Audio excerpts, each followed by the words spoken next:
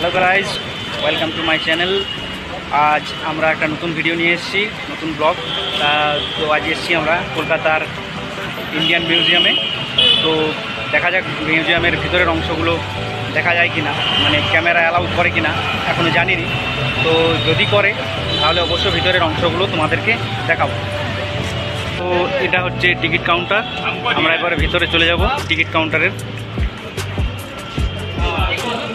এই যে আমাদের উজ্জ্বলদা লাইন দিয়েছে টিকিট কাউন্টারে। লাইনটা যদিও খুব বেশি বড় নয়, আশা করছি তাড়াতাড়ি টিকিট পেয়ে যাব।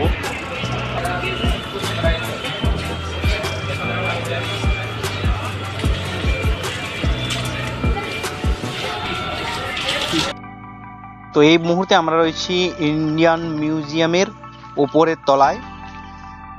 এইখান থেকে প্রায় পুরো অংশটাই দেখা যাচ্ছে। এই চারপাশের বাড়িগুলি দুতলা বিশিষ্ট এবং প্রত্যেকটাতে একটি করে বিভাগ রয়েছে। তো আমরা প্রথমের আর্ট গ্যালারিতে ঢুকবো। এই আর্ট গ্যালারিটিতে প্রচুর সাহিত্যিকের, আধুনিক পেন্টারের অনেক আঁকা পেন্টিং রয়েছে। তার মধ্যে কতকগুলো আমার ভালো লাগা পেন্টিং আপনাদের কাছে তুলে ধরছি। প্রথমে রয়েছে একটি মহিলা যে কাঁদছে এবং তার চোখের জলটা পদ্ম পাতার উপর টলমল করছে। দ্বিতীয় ছবিটি হলো পেন্সিল স্কেচে আঁকা একটি কার্টুন ছবি, যেটা রচনাকাল দেওয়া হয়েছে প্রায় 300 বছর আগে। পরের ছবিটিতে দেখা যাচ্ছে একটি মা তার শিশুকে আগলে রেখেছে বুকে জড়িয়ে। এবং তারপরের ছবিটিতে, যেটা আমার খুব প্রিয় একটি, মা তার সদ্যজাতকে খাওয়াচ্ছে। গ্যালারির শেষ প্রান্তে বড় ফ্রেমে আঁকা রয়েছে লোকমাতা রানী রাসমণির একটি খুব সুন্দর পেন্টিং।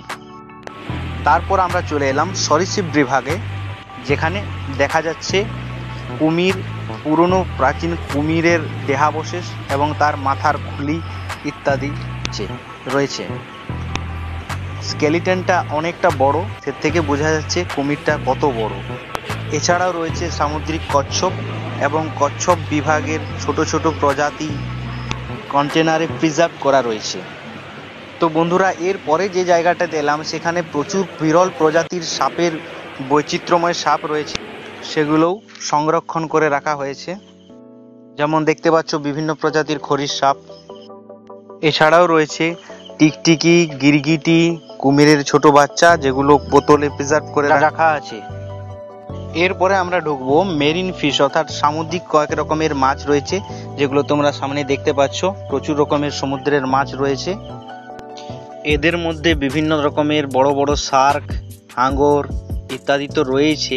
এমনকি অন্যান্য অনেক রকমের মাছ আছে যেগুলোকে আমরা শুধুমাত্র টিভির পর্দায় দেখেছি। যেমন এটা হলো মুন ফিশ, অর্থাৎ চাঁদ মাছ। হলুদ লেজযুক্ত ব্যারাকুডা মাছ।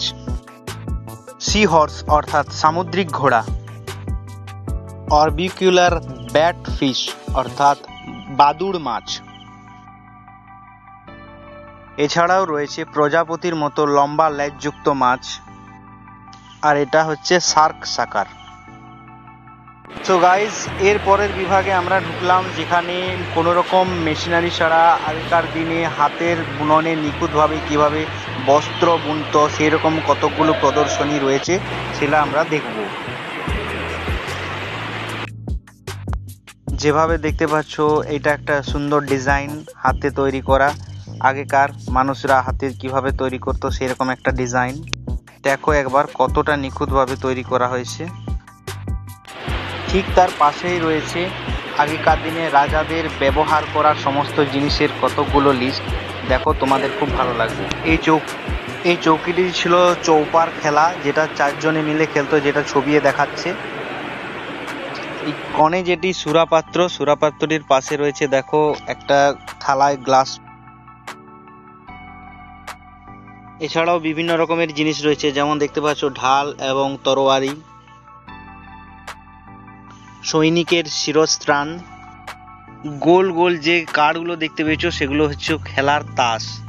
যেরকম বর্তমানে আমরা তাস খেলি, তখনকার দিনে সেরকম গোল তাস ছিল। এটা একটা চপার, যেটা একটু আগে পেন্টিং এ দেখলে তোমরা। এটা একটা পানদানি এবং এটাতে পান সেজে রাখতো। আর রয়েছে দাবা, যেটা দাবার বোর্ডটি মার্বেল পাথরের তৈরি এবং গুটিগুলি হাতির দাঁতের তৈরি। এগুলি হলো পাশা খেলার গুটি, এগুলো দিয়ে পাশা খেলা হতো। সম্পূর্ণ হাতির দাঁতের তৈরি লাঠি। 7 জন দাঁড়বাহী একটা নৌকার রেপ্লিকা। এক রাজা তার দলবল নিয়ে শিকারে যাওয়ার একটা দৃশ্য বর্ণনা করা হয়েছে। এছাড়াও আমার পছন্দের কিছু মূর্তি রয়েছে, তার মধ্যে এই দেবী দুর্গার একটি মূর্তি রয়েছে,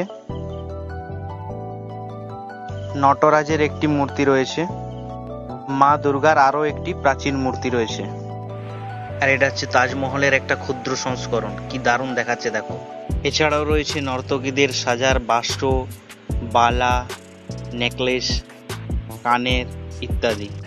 বন্ধুরা, এবার আমরা ব্লগটির শেষ পর্যায়ে চলে এসেছি এবং এটার শেষ বিভাগ, যেখানে হাতির কঙ্কাল, জিরাফের কঙ্কাল, বিভিন্ন রকম প্রাণী, দেহা বসে ইত্যাদি স্টোর করে রাখা আছে। অনেক রকমের বন্য প্রাণী মৃতদেহ প্রিজার্ভ করা রয়েছে এখানে। তো বন্ধুরা, সবশেষে একটা কথাই বলবো যে এই মিউজিয়ামটা অনেক বড়, তো তাই সমস্ত কিছু জিনিস একেবারে তুলে ধরা সম্ভব হয়নি, কারণ ভিডিওটি প্রচুর লং হয়ে যাবে। তাই তোমরাকে বলবো, যারা এখনো পর্যন্ত এই জায়গাটা ভিজিট করনি, তাদের জন্য একটা মাস্ট ওয়াচ জায়গা। তারা এসো এবং এই জায়গাটিকে দেখো, প্রচুর নতুন জিনিস উপলব্ধি করতে পারবে।